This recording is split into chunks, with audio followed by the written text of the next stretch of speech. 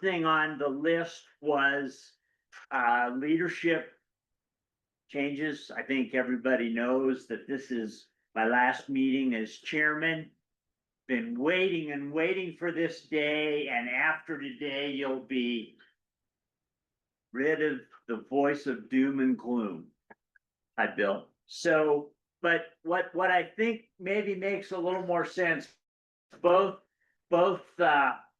Raquel Flinker and Amy Ostdike are going to join us. They were a little ways down the agenda. They both have stuff to do that it's going to make it hard for them to be here past about 4:30. So it probably won't take that long. I did see Raquel. Did I see you? Yeah, I'm here. I thought so. Yeah. Hi. And oh, look, it's Kat. Kat Weismuller is with us. Lo and behold, hiya. Good to Hello. see you. I don't know if Amy is on yet or not. So, but in the interest of getting both Amy and Raquel to their next commitments, let's skip the Big River Committee leadership. I have a very short basin hydrology overview for you. It's just a couple slides, take 2 seconds. I started feeling guilty. Of course, Rebecca was unavailable, but I started feeling guilty about not even thinking about that. So I threw that in. But let's talk a little bit about the no deal deal. So Raquel, would you like to start? You can kind of pick any place you want and jump in. I think we all got the news that there was no 7-state agreement on post-2026 operations of our river system. We were shocked by this. Aghast. But anyway, there will.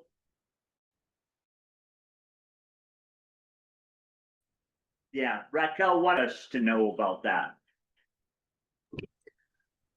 Yeah, and I think Amy Ostick is gonna be able to speak more on the negotiations. As you shared, there was no 7-state agreement reached yesterday. It seems, at least from what was made publicly available, it seems like they made progress but didn't get there. I don't know what the timeline or plan is moving forward. I think Amy might have more information on that. But I thought I would speak a little bit on what the hydrology is looking like going into 2026. And when I met with you all last time, I talked a little bit about, right, Lake Powell is not looking healthy and hasn't been healthy for many years now. There was a question that came up last time around the number that we see of water available at Powell, which is a little under 7 million acre feet. If that is storage above the power pool or not, right? And we were talking about it's all of the water in Lake Powell. And there was some discussion. There was an article published several weeks ago now, but that talked about if we assume the elevation of 3,500 as, you know, water below 3,500 is not available for usage. That's the elevation, the critical elevation that the Bureau is trying to protect. And it's the elevation that's talked about in the supplemental EIS for the near term. So for the 2025-2026 operational years.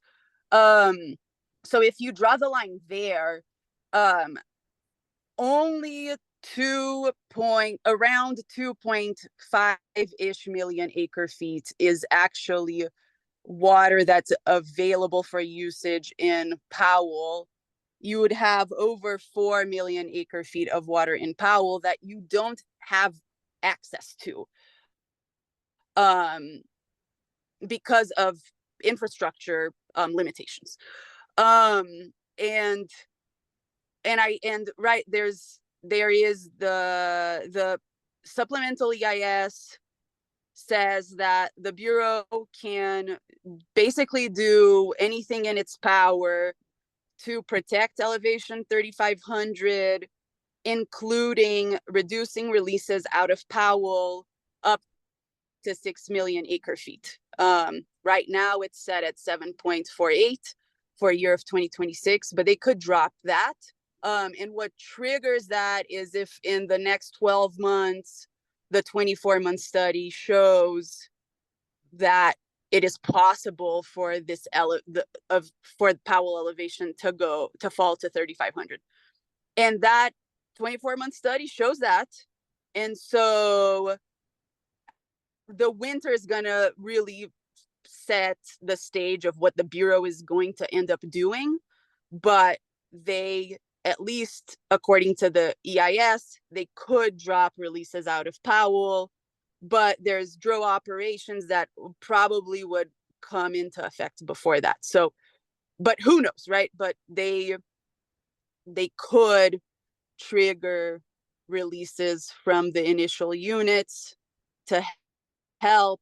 Right now, what they're doing in terms of DROA, so the Drought Response Operations Agreement, is they're shifting around monthly releases out of Powell so that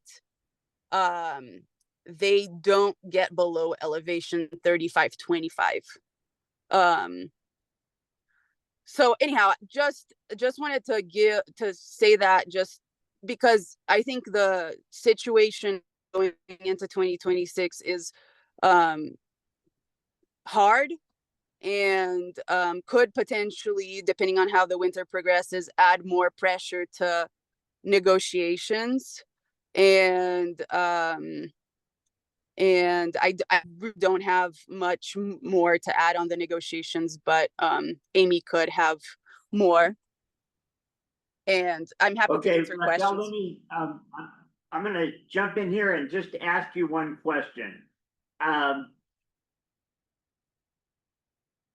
We know, well, I never saw the final figure, but the 24-month study projected inflows of about 4.84 million acre feet. Now we had some good early October and late September rains in Colorado, flooded some people, in fact, and so I think maybe we ended up a little bit better than 4.84 million acre feet of inflow, but still that's 50%, right? It's pretty darn low.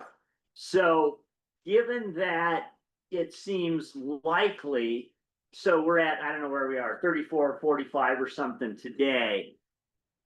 When you say the feds could reduce from the 7.48 million acre feet, which is what they've said they would do, to as low as 6, is that based on someone's statutory authority? Does the lower division understand that and agree with it? What makes you say that they would do that or could do that? So the good question. So the number for inflows to Powell in 2025, the water year 2025, was 4.7 million acre feet, which is 48% of average. And yes, and the set release last year was 7.48, and that's the same set release out of Powell for 26. The language that the Bureau can reduce releases out of Powell to 6 million, but not below 6 million, is in the record of decision for the supplemental environmental impact statements for near-term operations. So that was the process that was done because hydrology looked so bad a few years ago, and it was this whole impetus, right, that the Bureau under Commissioner Tootin said, you know, the basin has to reduce water consumption by, I think it was 2.5 to 4 million acre feet or something like that.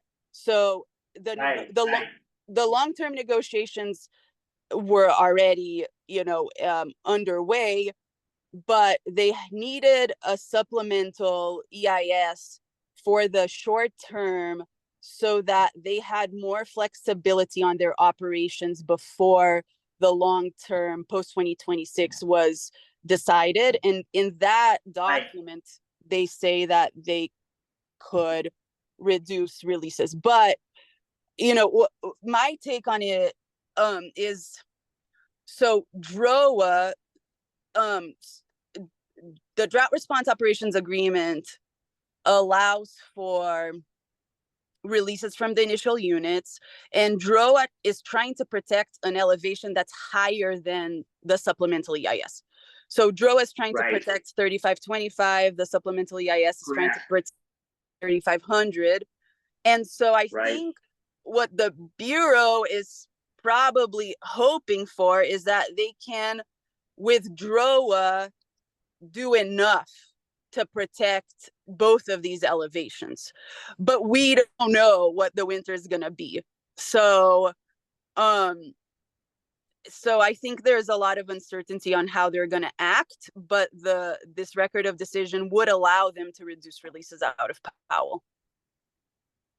Okay, so we're short on time, and I understand from Kat that she's gonna pitch it for Amy. Raquel, thank you very, very much for that update. I will set a little bit, Kat, the context for your comments by saying that maybe I have been misinformed or misunderstood, and maybe our colleagues here who basically get the data from me, so I misinformed everyone. But we were under the impression that the SEIS, that the feds pulled back from that following the proposal from the lower division. So we understood that there was an ROD, a record of decision, for as low as 6 million off the 7.48. But I thought, and that's what I told my friends, that when the lower division fired back, the feds pulled that alternative back. So that's the context. You're seeing some confusion among all the people in this room. And one of them was going to raise their hand and say, well, Jeff said that the SEIS didn't count. So that's why we all look like we look. Well, that's one of the reasons why we all look like we look. There's reasons why we look like we look. We don't need to go into that. Okay, so in that context, Kat, sorry for the lengthy introduction. Kat Weismiller, hit it. Hi, everyone. Kat Weismiller. I'm the section chief for water supply planning. Pinch hitting for Amy today. As you can imagine, she's been pretty busy the last few weeks, and she just gave me a few talking points to walk through. I can't say a whole lot more, mostly because I don't know a whole lot more beyond what she's given me, but I'll just go ahead and get through these. She said the basin states... They're just written up in a doc, so I'll just share them out. Okay, nothing. Okay, that's fine. Yeah, that's fine. The basin states have been meeting very frequently and working towards a consensus agreement. And with respect to the November 11th deadline that Reclamation set for a deal, Reclamation released the following statement you may or may not have seen. While more work needs to be done, collective progress has been made that warrants continued efforts to define and approve details for a finalized agreement. Through continued cooperation and coordinated action, there is a shared commitment to ensuring the long-term sustainability and resilience of the Colorado River system. Commissioner Mitchell and her team remain committed to working towards a supply-driven, sustainable management framework and hope to have more to share soon, but at this time, they are fully focused on finding a path forward on the details of the deal. Amy is willing to speak to folks directly about that to provide more details, but that's all she's willing to say at this point, just given where they are in conversations. So that, if that's fine. We understand that it's been very fluid. And in fact, I just felt guilty. I felt terrible about bugging Amy because I know she was up to her eyebrows. But that didn't stop me, of course, from bugging her because that's what I do. Yeah. So can you shed any light at all for us then, just real briefly on what's the biggest sticking point? Can you shed any light on that, or do we need really to get Amy to weigh in? Yeah, I really think it's up to Amy to weigh in, and it sounds like that, it's it's very delicate right now and they're working through it. So I don't want to say anything out of line, but Amy is happy to talk to folks. If you have specific questions, reach out to her. All right. I'll run her to ground in the next few days because I'm just curious. So, okay, and then we'll get back. Okay, Raquel and Kat, thank you for that. Raquel, thanks for being with us. I know it wasn't that convenient for you. We appreciate your thoughts. Anytime. Let's skip up to topic number 1 then. Except Steve isn't here. Where did Steve go? Out for a minute. Okay, well, can I do I have to be in Zoom to share my screen? Steve's sharing it right now, just stop sharing. Here, let me how about this? Yes, you have to be. Okay, can I Yeah. just email you this thing real quick while we're no, that's okay, never mind. The basin hydrology update is this. No change at Mead from last time. It's about 1,057 feet. 3 feet decline at Powell. I think it went from 34.47 to 2 feet, 34.45, just a little under 34.45. You heard Raquel reference the inflow. The inflow was right around 51%. So that's not good news. The other thing that's not so great is we are right now about 31 feet lower than we were on November 11th last year. But, with the hydrology we had over the winter and the gloom and doom that Rebecca has spread every time she's given us the real hydrology update, which this is not, somehow Rebecca felt that getting married was more important than giving us a hydrology update at the Good River. What's she thinking? There's no accounting. No accounting for tails. So anyway, she'll be back to fill in the blanks there, but that's kind of the size of the hydrology update. With that, Steve, since you are here, let's go back to the leadership agenda item, and I think the one point that I just want to make here, Rebecca, again, not being here, she's definitely willing to help in the organization and communications, and you guys know that she's just excellent. So that part is going to be great. In my opinion, the person who says they'll be the IBCC representative in my stead, well, first of all, it's a pretty low bar, but second of all, I think it's real important that you can maintain your connection to the Big River Committee. That doesn't necessarily mean that you need to be the chair. So I think it's not unthinkable that we would have a chair who would organize and chair the meeting and move everything forward at that level, and have an IBCC representative, as long as that person knew that they needed to stay connected to the Big River and participate. Now, Jonathan has said he's willing to be the IBCC rep. Will has said he's willing to be the chair, with the caveat that as long as Rebecca, is in it, which she is. So that's a thing that can work. and I'm happy to hear your thoughts on how you want to do that. From here, I think the committee elects the chair, right? We just, The committee elects the chair. I would suggest that the committee elect a co-chair. yeah, So when the chair's not available, because that does happen.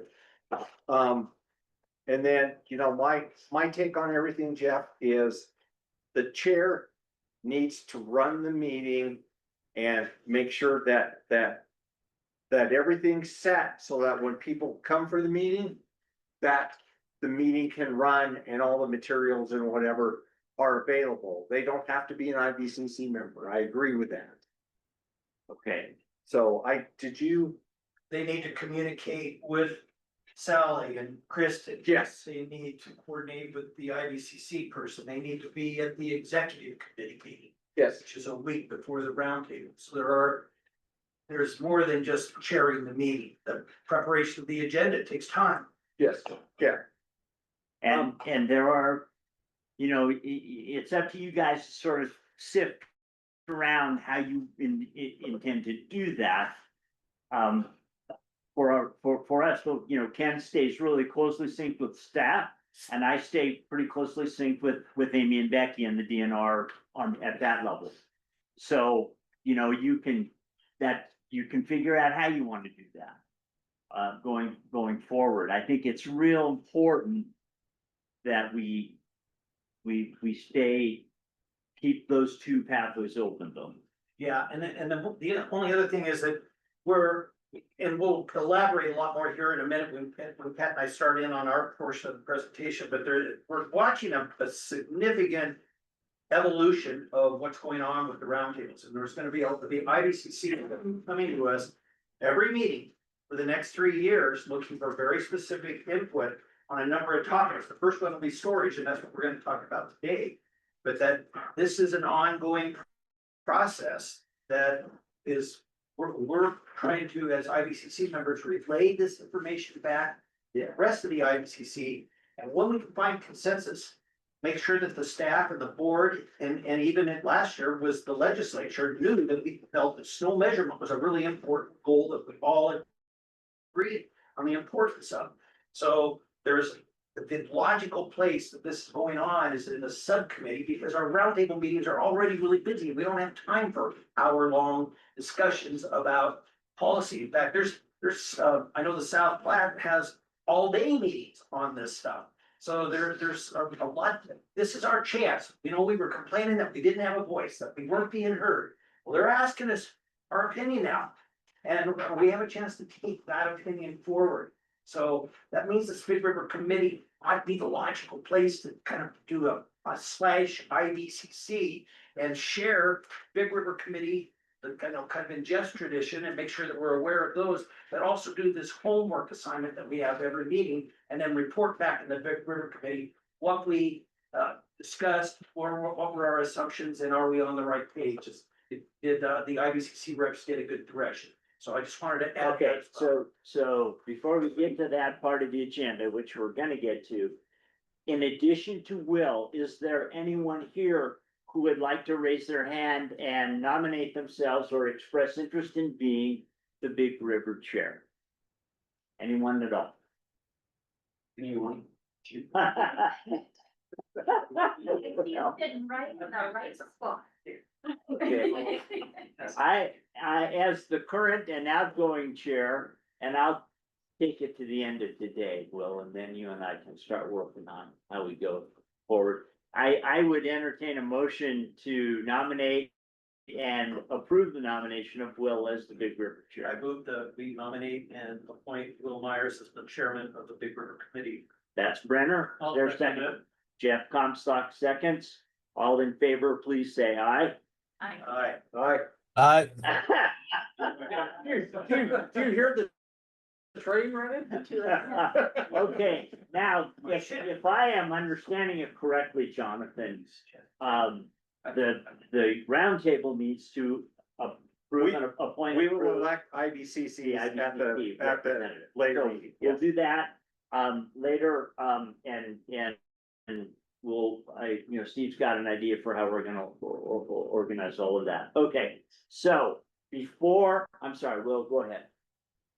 Oh, no, I wasn't raising my hand, but I just wanna say, I do recognize there would be logical to have chair and the IBC, one of the city, but looking at my agendas, my calendars, I just can't see how to make it work, so. I think that's understandable, Will. And hopefully this Yeah. works out, hope I'm able to do this, but. And really, like I said, I think it's up to you and Rebecca and Jonathan, if he's the IBCC person, or whoever that is, to sort of figure out how you're gonna work those three roles together. In terms of the co-chair, Steve, what do you want to do about that then? Do you want to keep looking? Did you talk to Rebecca? I haven't spoken with her. Okay, Because she went and got married. she's on her honeymoon now. I know, The marriage is behind her. Now she's really. She's far away by the time I got around to running the co-chair idea. Let's. I wanna go back to the Big River Committee, and we had had a couple discussions about whether or not it should be or not, and whether there was relevant work that happened, or whether it was simply a summary of what happened at IBCC. And Ken, I'm hearing you say, no, there's definitely gonna be a need for Big River advice to the IBCC as we move on.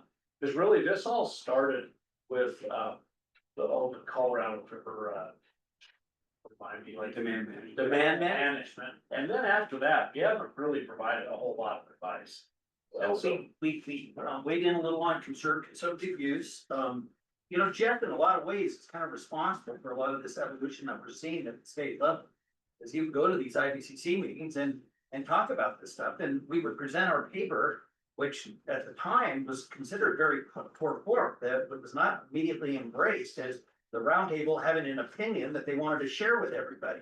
And it was just new and different from what we had become accustomed to. So Jeff sort of pushed that issue and it began to evolve. And we've all sort of shared that little bit of frustration that took place with the IBCC not really having a meaningful role. And so over the last couple of years, we've seen that evolve. And especially with the changes in staff with Lauren and Kat, and now Becky Mitchell has taken over chair of IBCC. That made a huge difference. And they have basically looked at us and said, we want to work with you. We want to hear what your ideas are. We think that you guys are on a good track. And so they have been facilitating this whole process. Will there still be opportunity at this Big River Committee to weigh in on all kinds of different topics? Absolutely. but you see that as a growing demand, you see us needing to do that more than we have the last year. No, I don't like that board. I would wait until after Kat's presentation to answer that question. Yeah. I and call it Big River, call it whatever you want, but they want the roundtables to weigh in to a number of topics. And there's no way that we could host any of those discussions at our roundtable meetings. So If we- just, From a there's just so procedural standpoint, we'll just blanketly adopt the roundtable. I mean, the Big River Committee has no authority to weigh in without the roundtable. So are you telling me that we're gonna have some form of a de facto way for the roundtable to adopt the Big Rivers recommendations? Is that what? I don't know if we logistically discussed that. I think it's taking and discussing the ideas that are being tossed out at the monthly IBCC committee. Right. And establishing, staking out that position, Jeff, I don't think it's gonna be any different than the demand management one or than the crisis response one that we wrote up. And Ultimately, a recommendation will come Yeah. from Big River Yeah. to the roundtable. Yes. yeah, because they're not gonna, we just can't host that level of detailed discussion at the roundtable. But I just wanna have my parting shot here. Because I was gonna talk about this anyway, and you gave me a good segue. In addition, so something's gonna happen, right? At the post 2026, the feds are gonna come down. There may be negotiation, that if the lower division doesn't agree with what the feds say, I don't know if any of you read that ridiculous letter by the governor of Arizona about how Arizona's water security is national security, and it's just hard for him to believe that the people of Colorado won't agree that that's the most important thing in the world. He couldn't believe it. So something's gonna happen. Is that all the shooting hasn't stopped there, I don't think.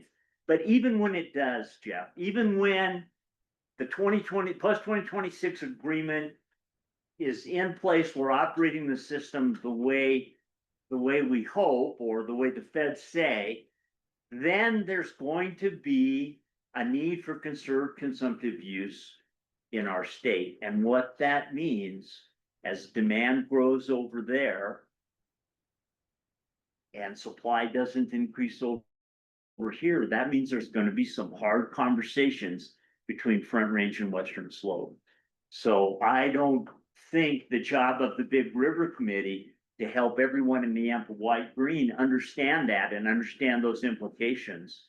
I think there's going to be a job to do there. And build on top of that, that Jason Ullman, as the state engineer, has said, he's gonna begin a rulemaking process for a curtailment plan for the Colorado River. And that's the document we've all been waiting for 20 years. Like, when are we gonna actually talk about whose ox gets gored? So I don't think that the relevance of those topics will go away. But I think that the committee will probably be a BRC/IVCC committee. And it'll be up to the IVCC reps to coordinate with Will on the content of that agenda. Okay, we're Jonathan, I yes. just wanna say, Will, I don't wanna step on your toes or anything for nominations for the chair, but if you know, I can help out, or if there's a vice chair, I'm glad to do that, but if you feel like your schedule is full for it or whatever, you know, I'm just happy to help you out on. And we're here to help. I didn't wanna throw my hat in when there's only one nomination. Yeah, no, I appreciate that. Kind of where did you go? I think it's just gonna take some time for all of you to figure out. The people that came up with these plans to cover, so you know that. That shows. Yeah, some of we're also cheaters, so Yeah. that's not saying much. Okay, good deal. In the interest of time, speaking of Big River issues, I hope you had a chance to go to the link and take a look at the proposed draft resolution by Colorado Cattlemen's about conserved consumptive use. If you didn't, we're not going to spend much time on that now because did you? Go ahead. Well, so we talked about filling the vice chair. Oh, Did you want to do that? I just heard Jonathan. maybe that's the way to do it. To Yes. have a co-chair. You know, my original thought was Rebecca, because she puts together the slides and whatever. But she's not being allowed to do a lot Yeah. because of the politics of the Yeah. Colorado River District. So, All in favor, please say aye. of Of Jonathan being the co-chair. well, but People aren't here. we need a motion. We need a motion. You need- Well, wait a minute, I thought, I know that I am slow about everything in life, so just bear with me, but I actually thought you were nominating Rebecca about a half hour ago. Well, I think in answer to Steve's, I think Rebecca, is gonna play a major role, Jeff. I don't even really know. So the River District wasn't interested in her being the chair. They thought that there might be some conflict there. She may not even be eligible to be the co-chair. I don't think her job in the Big River Committee changes whether she's the vice chair, co-chair, or whatever. So if Jonathan's willing to put his name on that label, in my mind, that's the most straightforward way. That's not gonna change Rebecca's commitment. I'm speaking a little bit more now, Was but I very think apprehensive about having her in sort of a leadership position. She could participate. An official one. Information that she's been doing, but he didn't want the perception that the Colorado River District was trying to take over the western slope. yeah, so there's some image And- But we definitely got it with a no on the base on Big River Chair. I would guess it's a no on the vice chair. Same here. Oh, we never asked that. Right, This we is a didn't ask question, that but question. she's, Well, I did, but I never got an answer before she. Yeah. Honey. yeah. Well, you'd hate for her to be to bounce up into the chair in that position and not be allowed. And Yeah, I don't see, yeah, that Yeah, wouldn't work anyway, so, And So in we know this that the case- IBCC reps are gonna be. yeah, Integrally involved with the agendas. and the- have to be, so. And, but to your point, we do agree that you're slow. It's in the first name, right? Probably it is, certainly applies. Okay, so I need a motion I for move to Jonathan to nominate serve Jonathan as, Bowler as the vice chair of the Big River / IBCC. all right, that's Brenner, second Second. by Steve. All in favor, please say aye. All right, we need to keep moving here because I'm eating into Cat and Ken's son. So please go to the website where this document is posted. It would take longer to discuss than we were going to. I can see a couple things in here that I think might be a little bit ambiguous or hard to deliver on. I'm unfortunately not gonna be at the CCA midwinter meeting. I don't think. Are you going? Yeah, well, maybe we'll talk a little, yeah, maybe you and I can talk a little bit about this. About the resolution. Yeah, So are you meaning the meeting that was yesterday? is it already over? Yeah. Well, never mind. Did they pass it? I thought it was around stock show time. No. No, this year it got moved way early and I happened to be the chair of their water committee. Oh, So I was there. We did pass it with a few amendments. Okay. Very few, very little. Just kind Okay. of clarifying a few things. Hey, what was that about slow? Jeff. So, the things that I did see in there they were not huge conceptual issues. So So I'll please do let- share with me any of your concerns. all right, I'd be happy to talk to you. All right, with that, I'm gonna hand the baton over. Can you go back to our agenda, Sal? And, we're gonna pretend that we did everything else there and go down to item number 5, and Ken has the con. Oh, you emailed me those, and you need those now? Which. The 2 slides? Yeah. No, that's at the end of the meeting. Okay. The main meeting. No, okay, the Cat is gonna start off. We have, two things that we wanna do. Cat, Weissmiller, who is the section chief for planning for the Colorado Water Conservation Board, has been a really nimble leader on this topic and has really helped us help guide us through this process of how we move forward with our next state water plan. And she's gonna explain the process that we're using with IBCC and the roundtables to make sure that we utilize the grassroots voice of all the roundtables. Over the last 20 years, we've developed this incredible resource that we wanna make sure we take advantage of. So Kat's gonna explain that, and then we're gonna dive into the first topic, which is storage. So Kat, when you're ready. Thanks, Ken. I'm gonna try to share my screen here, if that's all right. Okay, You ready? I'm working on it. Almost there. Let's see here. Yes. You guys able to see that? Soon, yes. Oops, okay. Well, now I got myself too far ahead, but I'm going backwards. We'll get there. Okay. All right, I'm gonna share the slides that I shared with the IBCC at the C9 Summit IBCC workshop on No and Low Regrets. And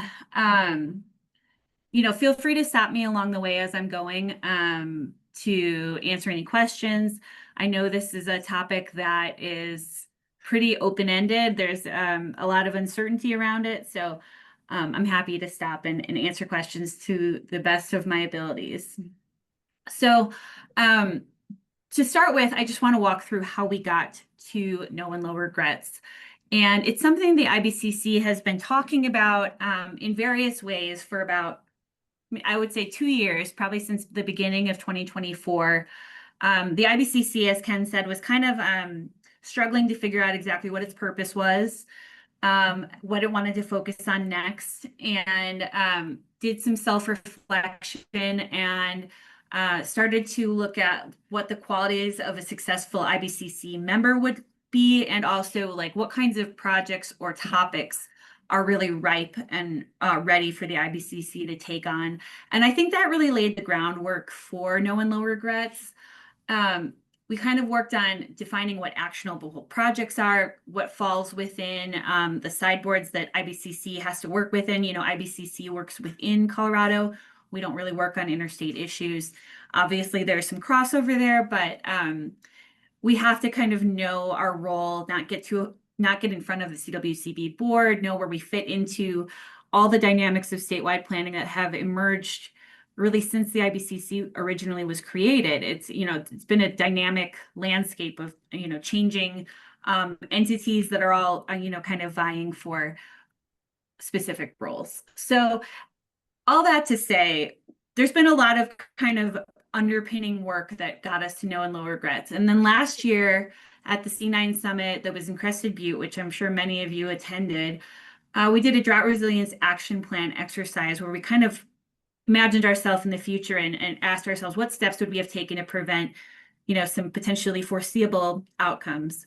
And that kind of gave us some topics that we were calling the Drought Resilience Action Plan, which effectively was also no and low regrets. We've kind of bounced around on the name for it.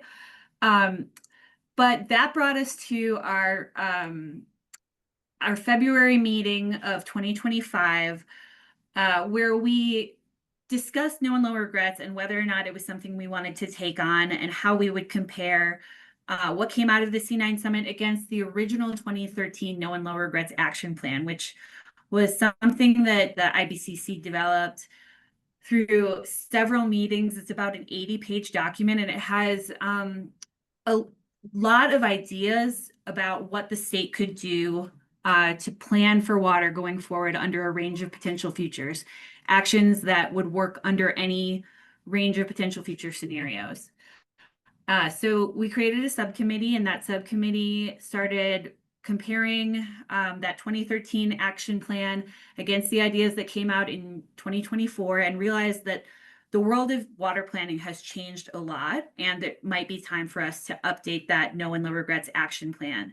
And so in June of this past year, the IBCC voted by, you know, consensus to move forward with an action plan that will probably take us 2 to 3 years to complete and will require a lot of work from the roundtables as well. So I'll jump into what that will look like. So we're modernizing this no and low regrets action plan for a number of reasons. And this is looking ahead to the next water plan, which is expected to come out in 2033. We're really starting this no and low regrets action plan to address the things that we know are risks. We have a 740,000 acre foot per year potential water supply gap shown in the 2023 water plan. We want to find strategies to make sure that Colorado can thrive under any future. We want to build resilience to long-term warming and drying trends that we're seeing. And we want to make sure we're all rowing in the same direction as we approach the next tech update, the next round of basin implementation plans, and the next water plan. And along the way, I think that we're hoping to build cross-basin collaboration and momentum for project funding. So this graphic is really how we envision the no and low regrets integrating with statewide planning. When the 2013 no and low regrets came out, we didn't have a statewide planning process that looks like it does today. There hadn't been an executive order for a water plan. There weren't basin implementation plans yet. So the 2013 no and low regrets was kind of the first step in that direction. And what ended up happening with that 2013 no and low regrets action plan was a lot of the ideas got integrated into either the 2015 water plan or the subsequent basin implementation plans or the 2023 water plan. We saw that those ideas started to build momentum in 2013 and they continued to progress forward over many years. And we're hoping that this new update to the No and Low Regrets Action Plan can do the same for the next water plan, looking out to 2033. So over the next 2 to 3 years, we'll be having iterative conversations with the Basin Roundtables and IBCC over a range of topics to define where there's consensus on big conceptual ideas that we want to move forward that we think will help build resilience in Colorado.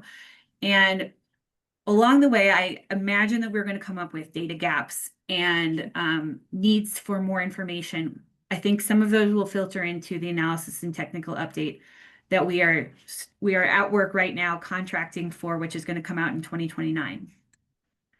There will probably be ideas that come out of the roundtables that come to IBCC and don't really manage to achieve statewide consensus. And those might be project ideas or maybe more regionally specific ideas that filter back to the roundtables and can be integrated in basin implementation plans. And then I imagine that we will come up with ideas and concepts that do gain statewide consensus at IBCC. And I imagine those might look like policy ideas or initiatives, funding needs that we know we need to address, big data gaps to fill, and potentially legislative priorities for CWCB or DNR. Those things can filter into the next water plan and can probably along the way be integrated into even things like legislation. So this is just kind of the vision. I think that No and Low Regrets is really sort of a scoping process for the next round of water planning that we'll be doing at the state. And I really want engagement from the roundtables and IBCC to help drive that. So what is a no and low regret idea? It's really something that offers benefits across a wide range of future uncertainties. A no and low regrets idea brings co-benefits across multiple sectors and stakeholders, and it will offer flexibility to future change. So those are kind of the guardrails I want you all to be thinking about when we think about no and low regrets, and we can discuss that more. And then this is something that we came up with at IBCC in June of 2024. These are kind of the qualities that a no and low regrets idea should have. This was developed before we really were fully bought into no and low regrets, but it was sort of the guardrails on what ideas might fit within no and low regrets. And so they should have broad support within Colorado, ripe for action at IBCC, so non-duplicative, so that efforts that are already moving forward probably are not going to be within our no and low regrets action plan. And then last thing here, before we get into, I guess, maybe some conversation about this is, what does this process look like? We imagine that it really will start at the Basin Roundtable. So this conversation will be taking on around storage as the first topic that we'll be addressing. But we want ideas to come out of what the local challenges you see around storage look like. Bring those ideas through your IBCC rep to the IBCC meeting that we'll be having in February. And then the IBCC will kind of review all of the ideas that come out of the Basin Roundtables and start to generate consensus around the ones that make the most sense at a statewide level to move forward. And we'll iteratively go through that for every topic. We'll kind of circle back on the ideas that did generate consensus or did seem to rise to the top. Along the way, we're hoping that the CWCB board and our chairs can be supportive of IBCC members, kind of leading these conversations and facilitating the conversations locally, and that you can bring the right people to the roundtable meetings when they need to be there to help share ideas and participate in the conversation. But it'll be an iterative process, and we're kind of learning as we're going. So here's the schedule that we agreed on in the work plan. Storage and climate scenarios are the first topic, but really storage is the focus there. And we'll be addressing all of these topics going forward for the next couple of years. We've provided a number of resources in working with the subcommittee. We have a conversation guide to help lead those conversations, a no and low regrets handout that I don't know if Ken, if you have that there in person to share, the slides that I'm sharing right now. And of course, we have resources in our IBCC members, board members, and subcommittees. So thank you guys for taking this on and being willing to help us kind of create a vision for the next statewide water planning process. And this was from the IBCC meeting, but I do want to note that we are building the plane as we're flying it with this one. It's an evolving process, and I hope that we can provide as many answers as we can today, but we also want to make sure that it's clear that a lot of the answers are probably going to have to come from within the roundtables too. We want the process to look different and applicable to each roundtable as it fits, because each roundtable is very different. So what that looks like will probably be a little bit variable, but I think I'll stop there and we can discuss a little bit more.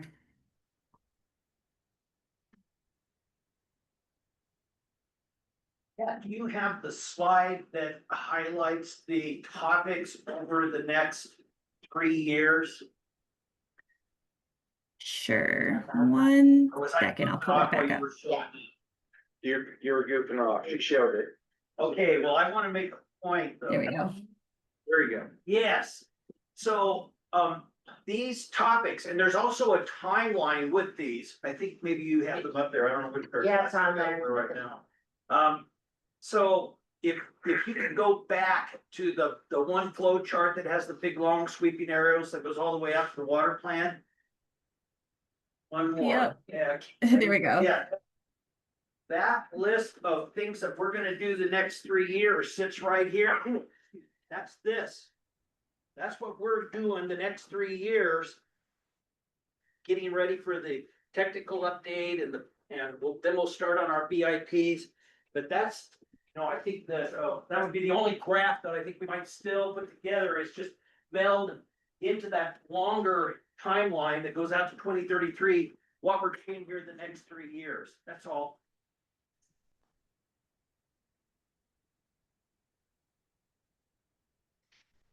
Will, question. Oh, sure. Yeah, I have a question. I like the fact that this is about resiliency as opposed to conservation. Do you get the impression that other basins are on board with the resilience concept as opposed to the conservation concept? Does that question even make sense? I think so. I'm sorry, I was trying to hear you over my dog barking in the background. But I think that we have gotten the sense that resilience is something that is motivating across a lot of the roundtables. I think conservation is one component of it, but not the only component. And so I think framing it as resilience is something that, maybe it's a bit of a buzzword, but I also think it's really an important way to frame it. We face a lot of challenges, and conservation is not the only solution to those challenges, I think. Well, and conservation actually ends up being one of those 9 topics that we're gonna try to vet through this process the next 3 years. Yeah, no, I get that. It's just kind of the whole idea of, us upper basin states, we don't really want to get in the habit of kind of self-implicating ourselves that we need to conserve. And I think adopting the term of resilience in this context is a lot more important than adopting the term of conservation. If anybody needs to conserve lower basin states, we need to be resilient. Very good. Yeah, that's good. That's kind of my sentiment. Spoken like a Big River Committee chair. Yeah. Trying to fill some shoes.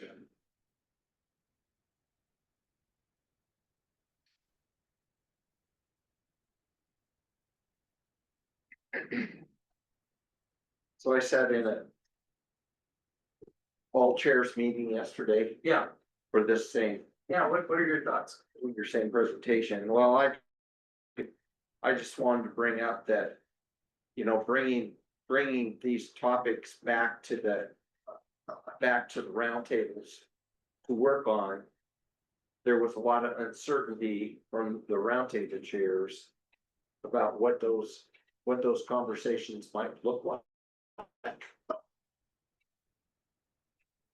You know, we've spent a lot of time at IVCC talking about that, and we have a facilitator. I can't remember Kelsey's last name, but she's quite skilled and is really trying to help us, because not everybody, not all IVCC members are equally adept at presenting information and being able to, conduct facilitated discussion that really gets back some meaningful dialogue, creates a meaningful dialogue that we can share with people later.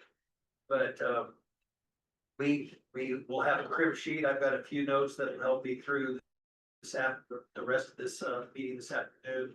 And then we will also have to there will be facilitation available to help us through some of the early meetings.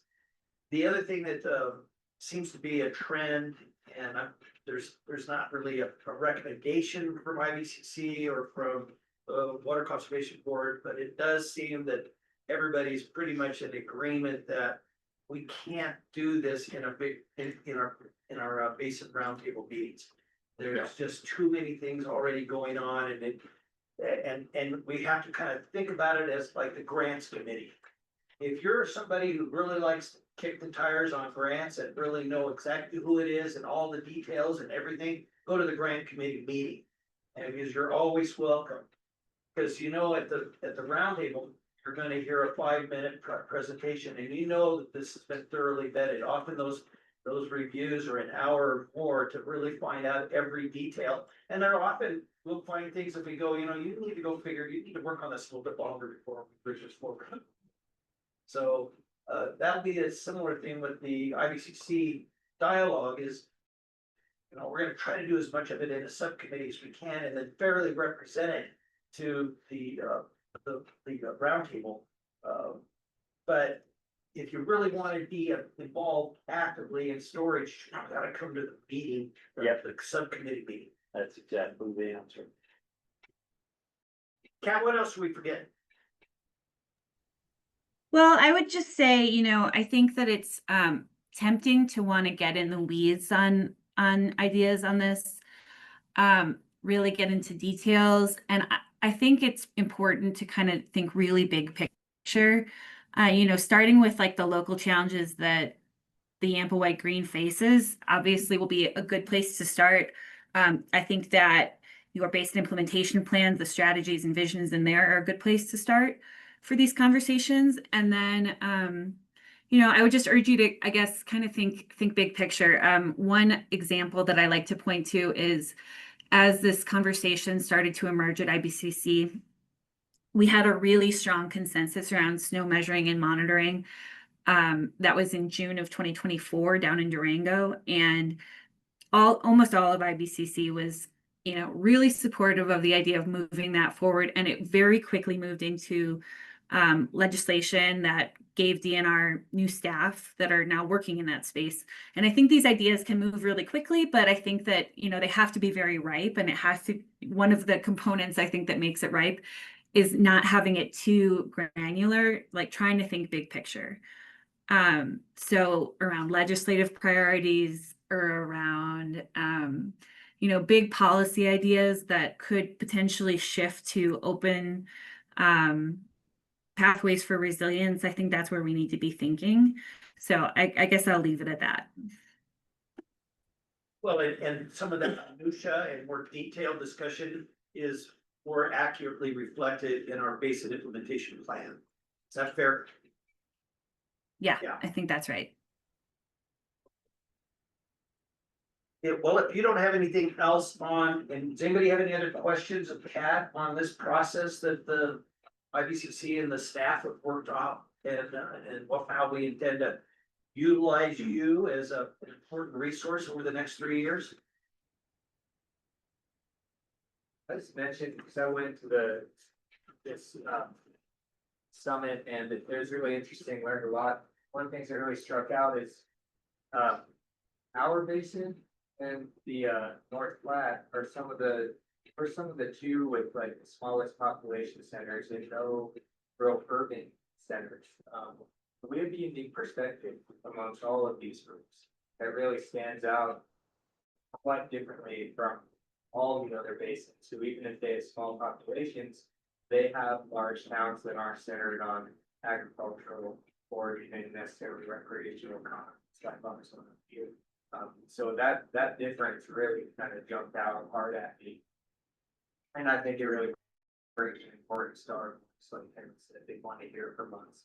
We can't forget just because we spend our time here that we are very in this conversation, what our concerns are and what the type of people that. And that we have a very important perspective that we want to make sure is included in a statewide discussion. It really ties into that conservation versus resiliency discussion because urban dwellers have very different opinions as to the importance of water use in different sectors.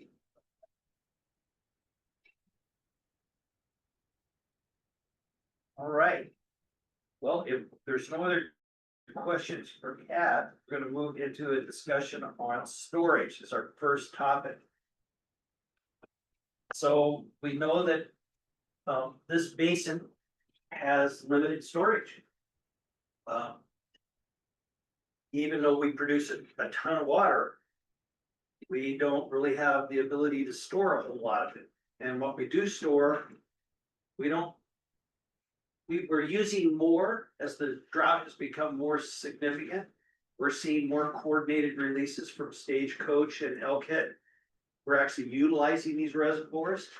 I think as a former member of the Colorado, Yampa Water Conservancy District, we probably don't have as the ability to refill as quickly as we would like to. So we may be expanding that capacity, so that may be part of the discussion. But we need to, what I want to talk to you about today, and I want to hear from you on your thoughts or on what are your reflections as you look at storage in the basin? How would you like? So the first question is, what do you see as the most pressing challenge related to water storage in your region? What is the most pressing challenge? Are you meaning to develop, pressing challenge to developing storage? Well, the development of storage might be, if that's what you're saying, then I'm trying to understand your question. it says, what is the most pressing challenge with regards to storage in our basin? Is it lack of people? Do we not have locations? Do we not have a water supply? Do we not have, what's the challenge? I think it's perceptive. Sorry, am I cutting it? Did you? There's just a huge perception among people, especially those who are more environmentally sensitized, Ken, that storage is bad. It's bad for the environment. It's costly and it doesn't I've had any number of conversations of people that sort of actually start like, well, why should we take a part of our precious ecosystem and take it out of commission so those assholes in California can have more water? So there's a perception that it's not needed. No, not that it's not needed, but there's a perception that it negatively impacts the environment. Okay. And the benefits don't accrue necessarily to the local community. They accrue to people down the river from the water. Okay, right? What other challenges do we have? Jack? If you have a reservoir site, determine one. How hard is it going to be to get it funded? So one of the challenges is the funding source. Even if you had consensus to do this at a location, just finding the money. Regulations, And NEPA, and and dealing with the regulations, all the the- NEPA process, all the that whole stuff. process is a big challenge. What other challenges? Well, I guess my question would be, location and benefit to the local area, right? Are you creating storage for irrigation? creating storage for your municipality. What's the storage for? What's the Would be use? my question. Okay. And then on top of that is, if you can't refill the storage that you have, how does increasing capacity make that better? Well, just, And I think that would be a geographical thing, like a location question. okay, so do we have, the need? That's willing to say, I need it for my irrigation crops, or I need it for support of the river flows, or whatever it is, whatever that challenge is. This is a very small example, but I have a neighbor that built a reservoir on Smith Creek. With the side idea that it could be used to augment irrigation in the Smith Creek drainage, which my ditch comes on. The, state engineer's office said, no, can't do that. It's gotta be a flow through type system. So existing water, administration rules. Well, in this particular case, I guess, whatever, in other words, they didn't have the water right to store that water for irrigation. Okay. All right, well, I've got a series of questions, so. So let me add one to it before you get on down the road. So in-stream flows are gonna have a potential to be a problem. We're trying to get storage that we need for augmentation. In the white, Yeah, in two locations where we got potential residents, in two locations. right. In-stream flows will impact whether they can be used for augmentation water in locations on our street. So existing decrees of in-stream flow and the way water is administered could be a challenge. Okay, good. Good. All right.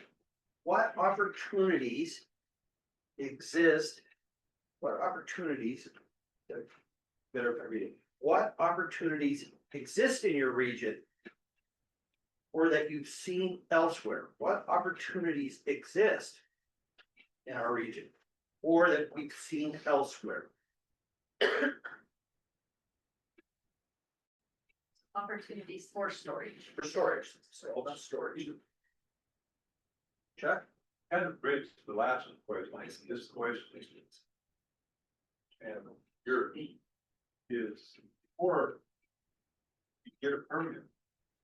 You gotta have a purpose, Purpose of need, absolutely. and I don't know what the purpose you need would be for a reservoir. That's it, now I can see the purpose of need on the White River, but we have zero augmentation. Exactly. On an over appropriated. Could have used some water this fall for Yeah, the summer. But I think the purpose of need is something quite different too. Okay, good. Jeff? Well, then I'll get Doug next. We're possible to build a reservoir on yellow, so they can send water really to the North Platte. Jeff, you had a comment? Can I have a process question? Sure. So back me up a little bit, and help me understand why we're answering these questions instead of just keep tossing them out there for us to think about. What are we gaining right now? We are prepping, that's a good, I was just gonna go over that. This is a dry run of what we're gonna do in January. And this sort of plants that seed in your head to think about storage and its implications. And you may know people who aren't part of this roundtable that should be in the room during this discussion. Maybe parts of your conservancy or conservation districts, others, ranchers, other people that have. As a Big River Committee, will be actually formally answering these questions in January, get sent back. And IBC representatives will take these back. Kat said we're gonna go to the February meeting. I have a feeling that there'll probably be a subcommittee meeting in early February that will sort of synthesize some of this, but to kind of aid in that day-long presentation in February where we talk about this. And then the second topic that we'll pick up in February is on preserving agriculture. So does that answer your question? It does. Okay, it's a fair question though. I just sitting here realized that nobody's really taking notes or dealing with. the Well, we answers. record everything and we use AI to give us a summary. Oh, that's terrible. No, it's not, actually, that's where your minutes have been coming from. So we better start. Doug, Doug got his hand up. Doug has his hand up. John, So yeah, so there won't be any artificial intelligence with me. It's all lack of. So, but anyway, I just you know, so what's killing us in the storage realm, and we saw it when I was on the Upper Yampa board for 30 years, you know, we really haven't seen the demand for people wanting to come with their hand out and buy water. And so you have to have a need out there. I mean, so we talked about that. So, and then there has to be the ability to pay off the debt that somebody's going to incur, whether it's going to be the taxpayers through a bond issue or whatever. I mean, the Upper Yampa and Stagecoach, I mean, yeah, we sold Yamcolo out early, but Stagecoach still to this day has unallocated water that's able to sell. And, you know, and again, when you asked on the last question, what's been the drive here, you know, it was on the storybook thing, you know, that we still have this fallacious belief that we have an undammed river. You know, we don't have an undammed river, but it's not like anybody ever would want to go build a dam on the river again. I mean, we need to have some off-channel things for cyclical water and be able to capture some of the cream off the top of the river system and be able to put it into the system at a late. And that helps environmental, it helps fishes, and helps everybody. So anyhow, so, you know, but at the same point in time, I just want to remind Alden Vanderbrink has been working on his project for over 12, 15 years, I think, right now. And he's farther close, no more closer than he was when he started the project back in, and even him, and I questioned him back in the day. I says, how are you going to sell the water? And he said, well, the energy companies want the water.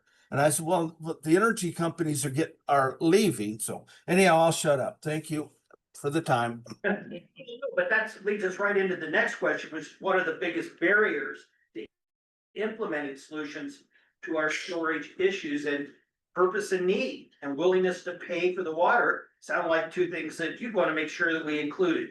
Well, to tie on to what Doug was just saying, I've worked on these processes and they take so long, the economies change before the project is done. Just like you mentioned, like what energy producers are buying this water now, they're not there anymore. You know, a lot of the agricultural users that might use it may not be here in 15 years when the NEPA process ends either. And so, you know, it's the timeliness of these things and putting solutions in after the problem they were meant to solve is already spilled over and just everyone washed their hands of it, you know, it doesn't help it. But these are solutions that are being outpaced by the problems that they solve. Yeah, so being able to have a timely approval process that makes this, you know, relevant, a water storage project relevant to the potential purpose and need. Yeah. Because when you talk dollars, I think it probably costs more to get through all the, whether it be the NEPA, the permitting and all of that, it costs more to do that than it does to actually build the reservoir. You can run a conservancy district bankrupt on consulting fees before you even get your building. Yeah. Check. I've got a technical situation that I think, like, go back to the economic. Yeah. Go back to the fund, gotta have the economic fund. Go back over here and we gotta build it off channel. To a channel that doesn't have any water, so you get it permitted. The dry channel. Get permits, you gotta pump the water. You gotta pump big bunch of water. So you start thinking about the economics of a reservoir site. Today's world. You gotta have a real reason, purpose and need to build that. And I think you're looking at a project now. Right. Pump story aside. Oh, you know, but I mean, just, you're talking about reservoir just for storage and occupation. Pump storage is a whole different project. Right. And, but pump the water up there and back down, you know, there's. They've looked at ways to do it. I think that all of the folks in this conversation are really practically focused and talking about important practical aspects of this problem, Ken.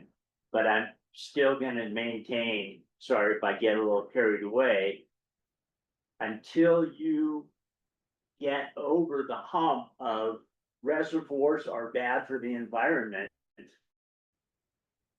some of these practical issues just aren't gonna make any difference. So that's a big barrier is the perception that storage is a bad thing.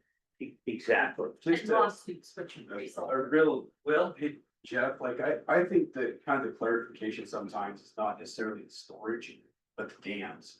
I mean, that's what a lot of the negative connotations around is damming up a free stream, and you're gonna get a lot of resistance, you know, especially these drainages that we're talking about here.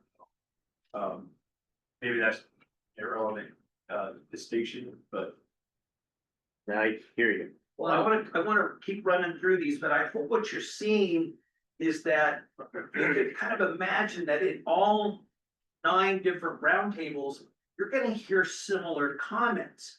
And that's the power that we have, is if we can go back and essentially offer very similar critiques to this problem or this challenge of storage, then that gives the Colorado Water Conservation Board and the staff and the DNR and, you know, the state government, the ability to try to do something a little more aggressively to help do what they can to solve these problems. So that's why we're doing this process, is to show that there is a common message and theme from the various roundtables around the state. Even though as diverse as we are, we have very similar concerns to very important questions.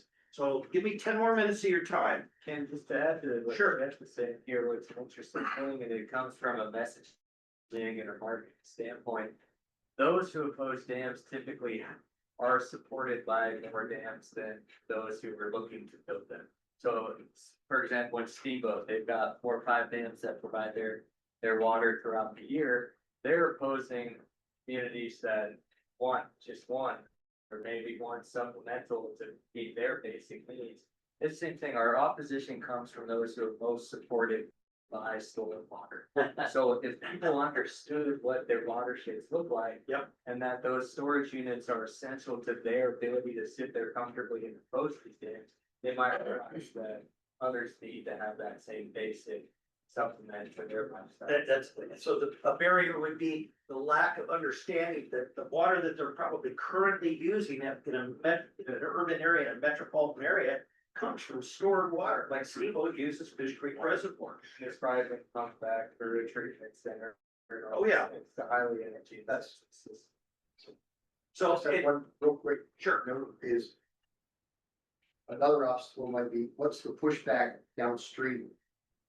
Compact compliance questions, other basins saying, hey, and this gets back to that equitable apportionment idea that we talked about for a long time. Yeah.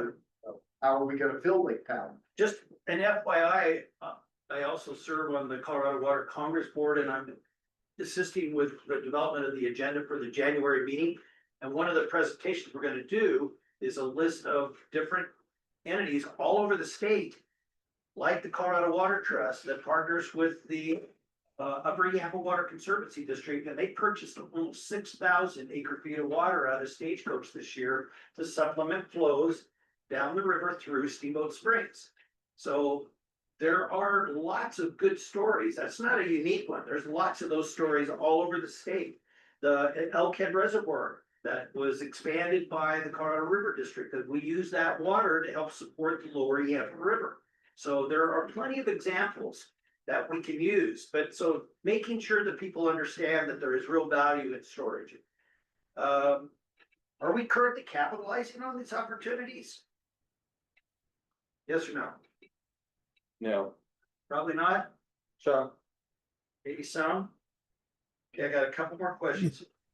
Hasn't got to the bleeding edge yet. Okay.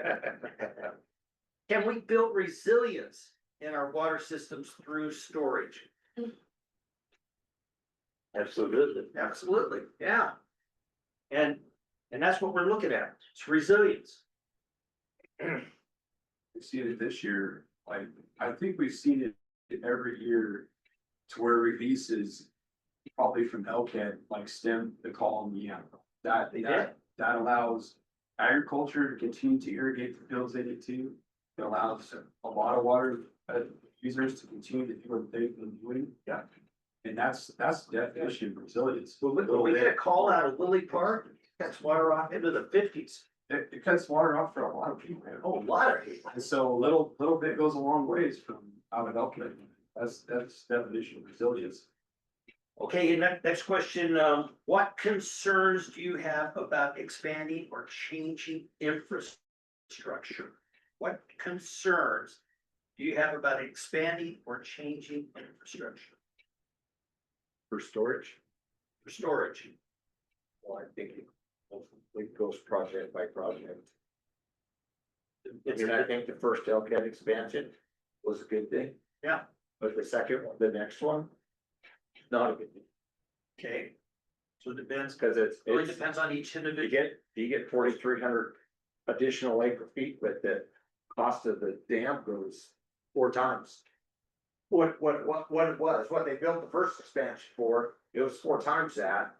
With today's pricing, it's probably 8 or 10 times that. So it just on a cost basis.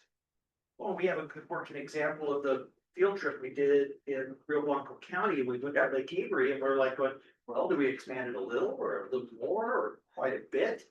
But it would have been nice if that reservoir was full during the fires. That goes back pretty much. I think evaporative loss is a. Right. Is a concern, Ken, Okay, and one of the opportunities maybe that we have.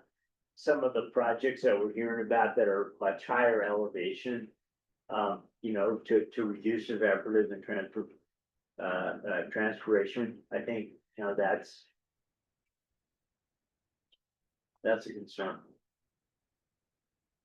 Pat, did we forget anything, or is that a good dry run here to kind of get this, kind of an idea of how we'd like to proceed? Is this generally what you had imagined? Yeah, I think this is great. This is priming the pump on these conversations for sure. I think this is a good dry run to kind of see, maybe you go back and think to yourself about what you might want to bring back to the next conversation, when you really reflect on some of these questions. I've been taking some notes as you were speaking, and I thought it was a great conversation. Thanks, Ken. Thank you. Can we be next time, could this list of topics be laid in front of us? We'll send out the questions in advance. No, not the questions, the answers we just gave. Oh, sure. We're not Sure. repeating ourselves. Yeah. Absolutely. I do think it's a far-reaching and involved thing, Ken, and if you think back to our demand management discussions, it took sessions and sessions and getting those words down, preparation for a conversation like this is gonna be important. Absolutely. Absolutely. Ken, I'd really like to add talking of sedimentation and system solution. Okay. Too, I mean, we're losing it. Well, that's one of the challenges, right? It's the sedimentation, and we were talking about Kenny, Reservoir for one. Yeah, but I mean, I just kind of want to put that down on the list. Jeff says we need to. Dan, I wanna see if AI really captured what we just said, cause I'm gonna bet $100 a day. But 80%. I didn't say it was the only thing we did. I said it assists us in making sure that we capture the. I just don't wanna repeat the same discussion over and over again. Yeah. You got one more chance, and then we're moving on. Because we got 3 years of this on a variety of topics, but storage seemed like the one thing that everybody was gonna have an opinion on. And so we wanted to start with something like that. So you did a great job, Steve. So I think what I heard yesterday in the all chairs, what I haven't heard, and I had to step out of the room for the start of this conversation, but the basis or the primer for like storage should come right out of the bin. should come out of those bid projects. Exactly. Because we've got, there's probably 20 plus projects across the White and Yampa rivers that have some project defined, or it's got the tick mark that said that this is a storage project. That has to be the primer to be able to talk and say, well, 7 years ago or 5 years ago, these are the projects that we said are worthy of being in our bid. Yeah. Let's start with those. There may be others that come up, but we've got plenty of time, because the bids, Right. we're not gonna work on the bid, but probably till 28 or 29. No, but it's gonna make it a whole lot easier if Yeah. you've done all this homework. And you're right, Kat and I were talking about this earlier, and really this discussion has to include the bid. So we will include that in, and we better set aside 2 hours for our next meeting. Just to make sure that we have enough time. I'd much rather adjourn the meeting early and have a little bit of relaxation as opposed to, it's only scheduling an hour, hour and a half and not being quite done. But this will help us a lot. This is gonna make your IVCC reps more effective in representing the basin, because we will have heard. And it's not just, so you need to look through the BIP, and we're gonna send out some information, and maybe Steve knows a bit in the project list, and they're better than anybody. Without a question, he spent how many months going through every single project and reaching out to the proponents On the Yampa, on the Yampa. Well, that's not true. on the White, We haven't done the white yet. on the Yampa, but Fair I have the spreadsheet. It'd be easy to sort out those projects that have the check mark of storage in front of it. Yep. And say, this is the primer. What do you wanna talk about on any of these? Okay. This is, but remember what Kat was saying, we wanna, we have in our BEP specific projects and the unique challenges, to each one of those. We're trying to more importantly, gather a general consensus of your input on this topic and make sure that if it's a perceived, if there's a consistency among the roundtables on this, then that gives us a much stronger position to bring this forward to the staff and to the Colorado Water Conservation Board, and ultimately to PNR and maybe even the legislature. That's all I have, Mr. Chairman. You said he was continuing. Was he chairing? I think we're gonna call it. It sounds like the schedule for the next meeting is a little bit in flux, so we'll Well, make sure we have enough.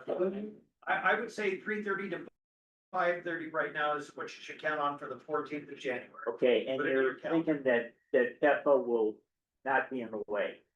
Pebble is not, we understand that this is really important. All right, Pebble will do what Okay. Pebble's gonna do. so mentally think about that. And we'll call it for tonight. Thank you for your participation. And thanks for being willing to step up, Will and Jonathan. Okay, Thanks for sharing. meeting adjourned. Okay, well.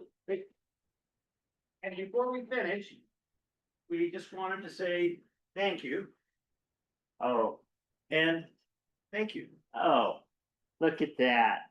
Oh, gosh, you didn't have to do that. It's the least we can do. It was a pleasure. Thank you. Yes, It's been thank fun you working so with much. you guys and, it's not like you'll never see me again. You will. Very good. Okay. Erica told me. Oh. Yeah, I wondered. I never asked her. So thank you very much. I appreciate it. Thanks, Sally. Yeah. All right. Food? It's coming. Well, it's not here. Yep. Okay. We're off there now. Well, we're gonna have to talk to each other then. So speaking of food, you found out he likes snacks. There are brownies. I've already started it off. They're open. You think about what we needed in the meeting today, that wasn't here, that would have meaningful contribution. I know there's members of the Upper Yampa District that I'm sure would be anxious to participate.